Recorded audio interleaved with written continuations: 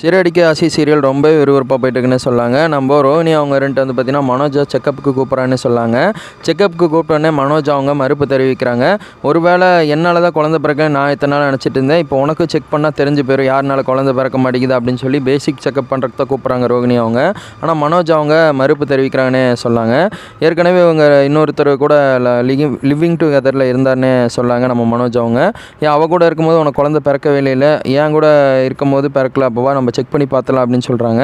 நான் எப்போ வேணாலும் குழந்தை பெற்றுக்க தயாராக தான் இருக்கேன், எனக்குலாம் செக்கப்லாம் வேண்டியதே இல்லை அப்படின்னு சொல்லி மனோஜ் அவங்க ஆர்கியூமெண்ட்டாக பண்ணிட்டு இருக்காங்க நம்ம ரோஹினி கிட்ட.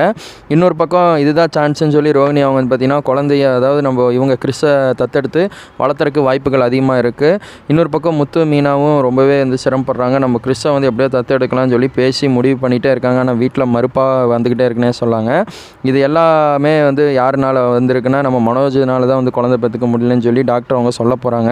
ட்விஸ்ட்டை போட்டு உடச்சோன்னே அவங்க அம்மா சாப்புன்னு ஒரு அப்பு விட போகிறாங்க. பொறுத்து பார்க்கலாம் என்ன நடக்க போகுதுன்னு. தேங்க்ஸ் ஃபார் வாட்சிங் வீடியோ.